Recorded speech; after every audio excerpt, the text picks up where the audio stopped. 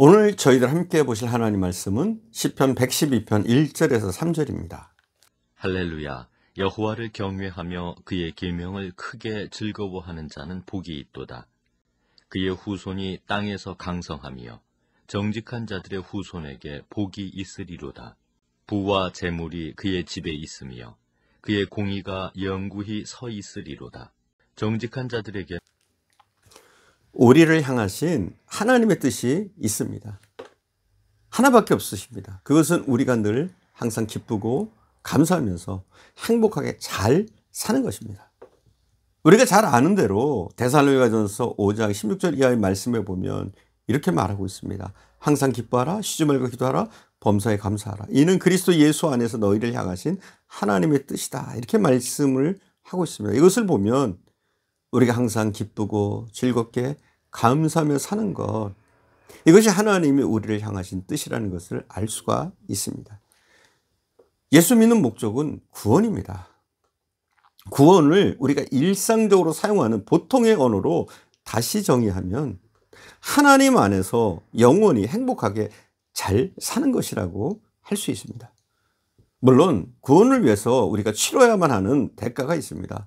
그것이 만만치 않습니다. 우리는 때때로 하나님 안에서 영원히 행복하게 잘 사는 것을 위해서 하나님 밖에 있는 잠시 재미있고 편하게 사는 것을 포기해야 할 때가 있습니다. 우리는 그것을 불행이라고 생각하지만 사실 그것은 불행이 아닙니다.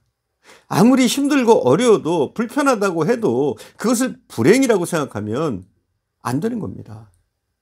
누가 뭐라고 해도 예수 믿는 목적은 구원이고, 구원은 하나님 안에서 영원히 행복하게 잘 사는 것입니다. 하나님이 우리가 행복하게 잘 살기 위해서 주신 축복들이 참 많습니다.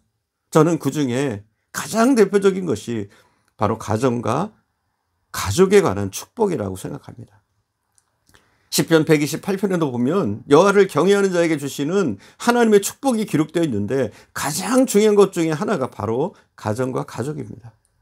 시편 128편 1절에 3절은 이렇게 말씀합니다. 여호와를 경외하며 그의 길을 걷는 자마다 복이 있도다. 내가 내 손에 수고한 대로 먹을 것이라. 내가 복되고 형통하리로다. 내 집 안방에 있는 내 아내는 결실한 포도나무 같으며 내 식탁에 둘러앉은 자식들은 어린 감람나무 같으리로다. 여호와를 경외하는 자는 이같이 복을 얻으리로다. 오늘 본문 말씀도 맥을 같이 합니다. 1절에 3절을 봉독하겠습니다. 할렐루야. 여호와를 경외하며 그의 계명을 크게 즐거워하는 자는 복이 있도다. 그의 후손이 땅에서 강성하며 정직한 자들의 후손에게 복이 있으리로다. 부와 재물이 그의 집에 있으며 그의 공의가 영원히 서 있으리로다. 아멘. 여호와를 경외하며 그의 계명을 크게 즐거워하는 자는 복이 있도다 말씀하고 있습니다. 특별히 부와 재물이 그 집에 있다라고 말씀하십니다.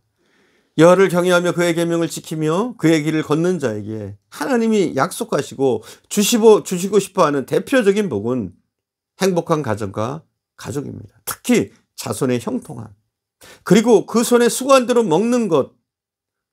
손이 수고한 대로 먹는다. 오늘 본문 시편 112편에는 노골적으로 부와 재물이라고 표현하고 있습니다. 우리가 살아가고 있는 이 세상은 죄로 말미암아 왜곡된 세상이기 때문에 하나님의 뜻과 식대로 살려고 하다가 경제적인 어려움을 당하는 경우가 있습니다. 사실 믿음으로 살려고 하다가 어려움을 당하는 경우들이 한두 번입니까, 여러분?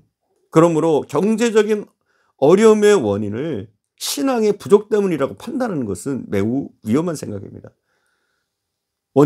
하나님의 원칙은 하나님을 경외하고 그 뜻대로 살려고 하는 자가 세상에서 부유하게 되는 것이 하나님의 원칙입니다.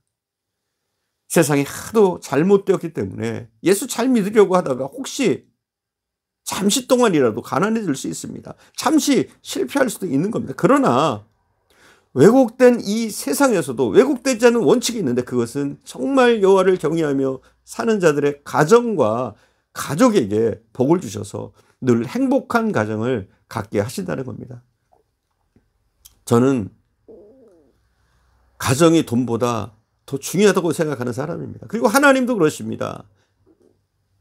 가정을 돈보다 더 중히 여기시며 어떻게 해서든지 가정을 지키시려고 하나님은 하나님의 그런 의도를 우리는 본문에서 읽을 수가 있습니다.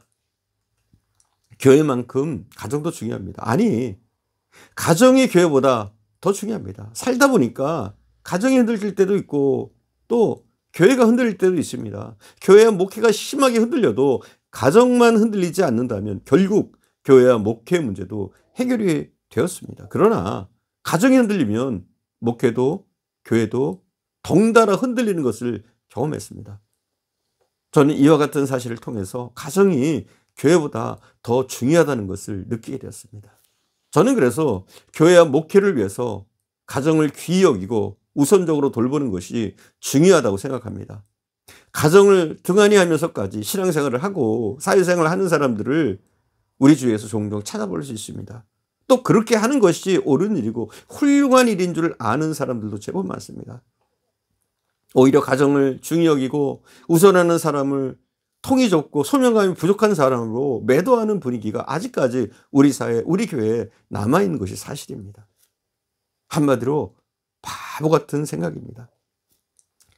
저는 개인적으로 교회를 너무너무 좋아하고 사랑합니다. 주님을 사랑합니다. 그러나 교회를 아끼고 사랑한다고 해서 가정을 잊어버리고 돌보지 않는 것은 옳지 않다고 생각합니다. 그렇게 이야기하면 어떤 사람은 저를 소명감이 없는 사꾼 목사로 생각하시는 분들도 있겠지만 저는 그렇게 생각하고 목회하는 것이 지혜로운 일이라고 생각합니다. 그리고 그것이 하나님의 생각이라고 생각합니다. 성경에 보면 예수님이 안식일에 대해서 당시 바리새인들과 논쟁하시면서 이렇게 말씀하십니다.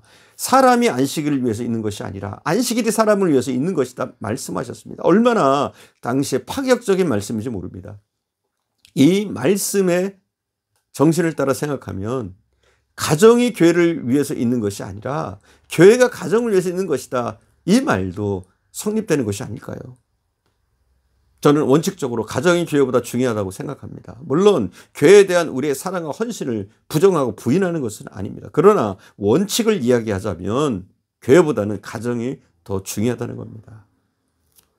그래서 사랑하는 여러분, 가정을 소중히 갖고 보십시오. 가정을 지켜보십시오. 가정을 위해서 기도하십시오. 온전한 가정을 세우기 위해서 힘써 보십시오. 결과적으로 하나님은 저에게 정말 좋은 가정을 축복으로 주셨습니다. 제 아내와 아이들과의 사이는 지금이 제일 좋습니다. 그리고 앞으로도 계속해서 점점점 좋아질 겁니다.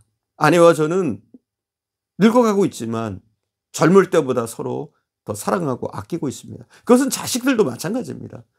아이들이 점점점 더 좋아집니다. 그래서 아이들에 대한 기대감이 점점 높아지고 있습니다. 저는 우리 가정과 가족이 하나님의 은혜와 축복 가운데 점점 더 행복해졌으면 좋겠습니다. 뿐만 아니라 우리 분당 중앙교회 모든 성도들의 가정도 하나님의 은혜와 축복 가운데 점점 더 행복해졌으면 좋겠습니다. 기도하겠습니다. 사랑하는 주님, 하나님이 부르신 사람, 하나님이 구원하신 하나님의 사람들에게 하나님 복 주시길 원하시는 줄 믿습니다. 하나님, 우리가 이 땅에서 복을 누리고 또 행복하게 살기를 원하시는 줄 믿습니다. 특별히 하나님은 우리의 가정의 행복을 원하시는 줄 믿습니다. 또 하나님이 사랑하시는 사람들에게 행복한 가정을 선물로 주시는 줄 믿습니다. 우리가 더욱더 행복한 가정, 하나님이 기뻐하시는 가정을 꿈꾸며 가정을 잘 돌보게 하시고 신앙의 가정으로 우리들의 가정을 세워나갈 수 있도록 은혜를 주시길 원합니다. 하나님, 우리 가정 가운데 복 주시고 우리 자녀들에게 복 주시고 우리 자손에게 복 주실 뿐만 아니라 우리의 삶 가운데도 하나님 풍요롭게 하셔서 더욱더 하나님께 영광 돌리며 주께서 원하시는 많은 사역들을 감당할 수 있는 저희들 되어줄 수 있도록 은혜를 내려주옵소서. 오늘도 함께 하신 주님께 감사드리며 우리 구주 예수님의 이름으로 기도드립니다. 아멘.